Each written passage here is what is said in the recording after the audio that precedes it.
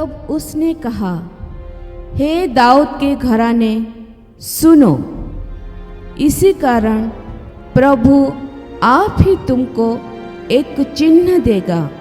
सुनो, एक कुंवारी गर्भवती होगी और पुत्र जनेगी और उसका नाम इमानुएल रखोगी, जिसका अर्थ है परमेश्वर हमारे साथ। छठवें महीने में परमेश्वर की ओर से जिब्राइल स्वर्गदूत गलील के नासरत नगर में एक कुंवारी के पास भेजा गया, जिसकी मंगनी यूसुफ नामक दाऊद के घराने के एक पुरुष से हुई थी। उस कुंवारी का नाम मरियम था।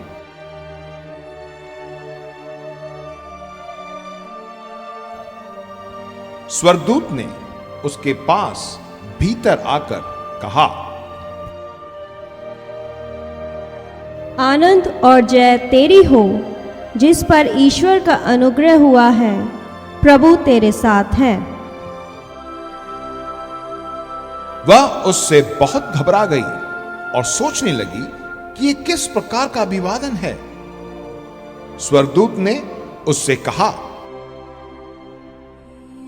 हे मरियम, भयभीत ना हो, क्योंकि परमेश्वर का अनुग्रह तुझ पर हुआ है। देख, तू गर्भवती होगी और तेरे एक पुत्र उत्पन्न होगा।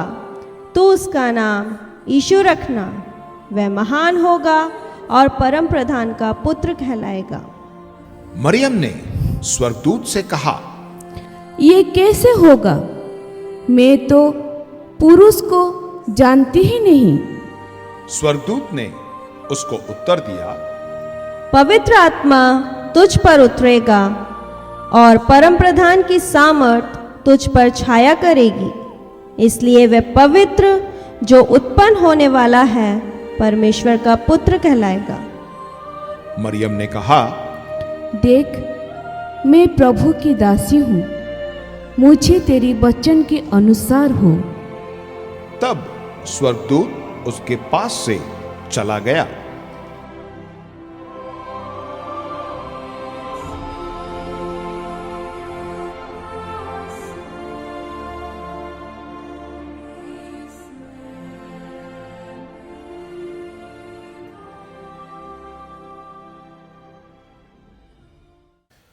यीशु मसीह का जन्म इस प्रकार से हुआ कि जब उसकी माता मरियम की मंगनी यूसुफ के साथ हुई, तो इनके इकट्ठा होने से पहले ही वह पवित्र आत्मा की ओर से गर्भवती पाई गई।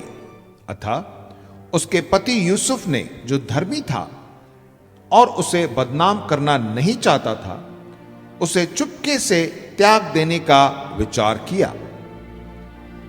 जब वह इन बातों को सोच में ही था, तो प्रभु का स्वर्गदूत उसे स्वप्न में दिखाई देकर कहने लगा,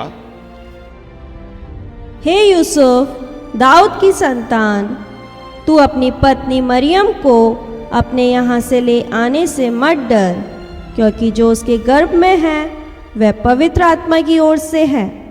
वह पुत्र जनेगी और तू उसका नाम यीशु रखना, क्योंकि वह अपने लोगों का उनके पापों से उद्धार करेगा। वह सब इसलिए हुआ कि जो वचन प्रभु ने भविष्यवक्ता के द्वारा कहा था वह पूरा हो। देखो, एक कुंवारी गर्भवती होगी और एक पुत्र जनेगी और उसका नाम इम्मानुएल रखा जाएगा, जिसका अर्थ है परमेश्वर हमारे साथ। तब यूसुफ नींद से जागकर प्रभु के दूत की आज्ञा के अनुसार अपनी पत्नी को अपने यहां ले आया।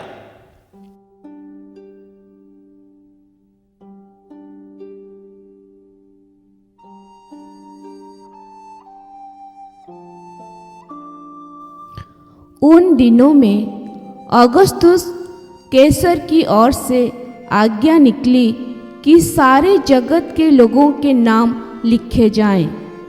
ये पहले नाम लिखाई उस समय हुई जब कुरिन्युस सीरिया का हाकिम था।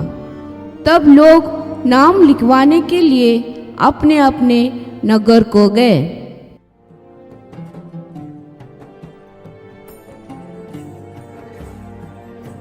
अतः यूसुफ भी इसलिए कि वह दाऊद के घराने का और वंश का था, गलील के नासरत नगर में यहूदिया में दाऊद के नगर बैतलहम को गया कि अपनी मंगेतर मरियम के साथ जो गर्भवती थी नाम लिखवाए। उनके वहां रहते हुए उसके जन्ने के दिन पूरे हुए और वह अपना पहलौटा पुत्र जनी और उसे कपड़े में लपेटकर चरनी में रखा, क्योंकि उनके लिए सराय में जगह ना थी।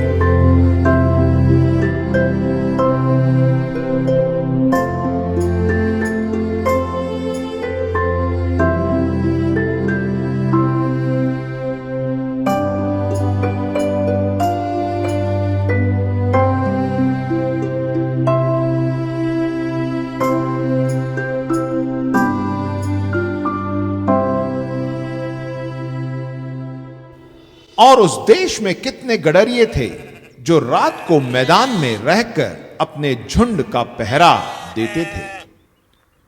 और प्रभु का एक दूत उनके पास आ खड़ा हुआ और प्रभु का तेज उनके चारों ओर चमका और वे बहुत डर गए। तब स्वर्गदूत ने उनसे कहा, मत डरो, क्योंकि देखो मैं तुम्हें बड़े आनंद का सुसमाचार सुनाता हूँ, जो आज सब लोगों के लिए होगा, कि आज दाऊद के नगर में तुम्हारे लिए एक उद्धारकर्ता जन्मा है और यही मसीह प्रभु है। और इसका तुम्हारे लिए यह पता है कि तुम एक बालक को कपड़े में लिपटा हुआ और चरनी में पड़ा पाओगे। तब एकाएक उस स्वर्गदूत के साथ स्वर्गदूतों का दल परमेश्वर की स्तुति करते हुए और यह कहते हुए दिखाई दिया, आकाश में परमेश्वर की महिमा और पृथ्वी पर उन मनुष्यों में जिनसे वो प्रसन्न है शांति हो।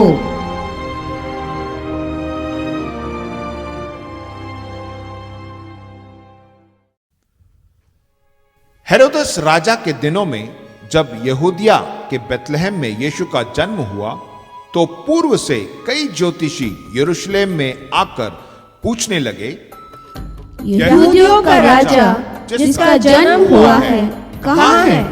क्योंकि हमने पूर्व में उसका तारा देखा है और उसको प्रणाम करने आए हैं। यह सुनकर हेरोदस राजा और उसके साथ सारा यरूशलेम घबरा गया। तब उसने लोगों के सब प्रधान याजकों और शास्त्रियों को इकट्ठा करके उनसे पूछा, मसीह का जन्म कहां होना चाहिए? यहूदिया के बैतलहम में, क्योंकि भविष्यद्वक्ता के द्वारा यूं लिखा गया है, हे बैतलहम, तू जो यहूदा का प्रदेश में है, तू किसी भी रीति से यहूदा का अधिकारियों में सबसे छोटा नहीं, क्योंकि तुम में से एक अधिपति निकलेगा जो मेरा प्रजा इज़राइल की रखवाली करेगा। जब हेरोदेस ने ज्योतिषियों को चुपके से बुलाकर उनसे पूछा कि तारा ठीक किस समय दिखाई दिया था, और उसने यह कहकर उन्हें बैतलहम भेजा, जाओ उस बालक के विषय में ठीक ठीक मालूम करो, और जब वह मिल जाए तो मुझे समाचार दो, ताकि मैं भी आकर उसको जब स्वर्गदूत उनके पास से स्वर्ग को चला गया, तो गडरियों ने आपस में कहा, आओ हम बैतलहम जाकर यह बात जो हुई है और जिसे प्रभु ने हमें बताया है देखें। और उन्होंने तुरंत जाकर मरियम और यूसुफ को और चरनी में उस बालक को पड़ा देखा। इन्हें देखकर उन्होंने यह बात जो इस बालक के विषय में उनसे कही गई थी प्रकट की, और सब सुनने वालों ने उन बातों से जो गडरिये ने उनसे कहीं आश्चर्य किया, परंतु मरियम ये सब बातें अपने मन में रखकर सोचती रही।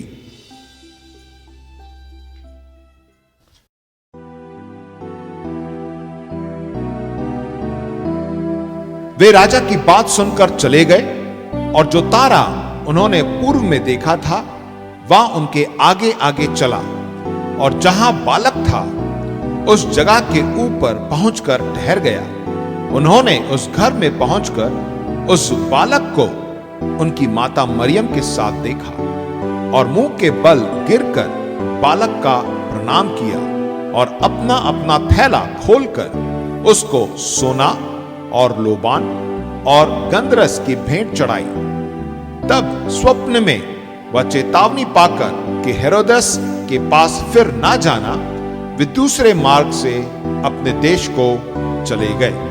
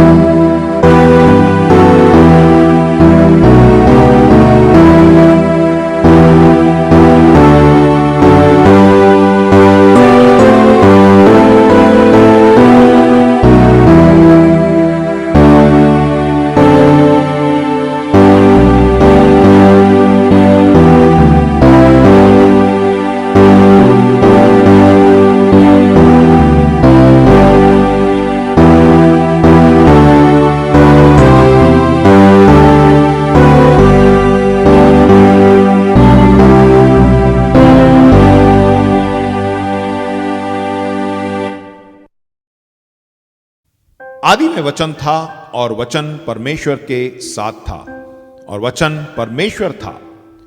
यही आदि में परमेश्वर के साथ था।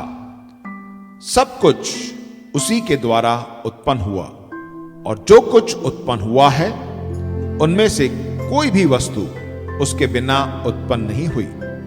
उसमें जीवन था और वह जीवन मनुष्य की ज्योति था।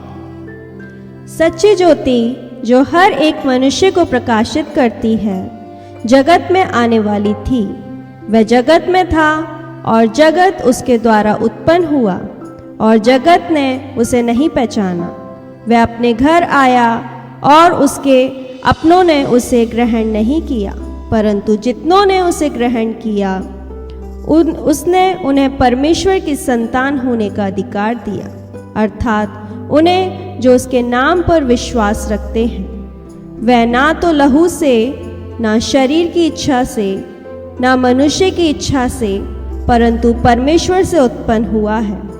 और वचन देदारी हुआ और अनुग्रह और सच्चाई से परिपूर्ण होकर हमारे बीच में डेरा किया, और हमने उसकी ऐसी महिमा देखी जैसी पिता के एक लौते की महिमा।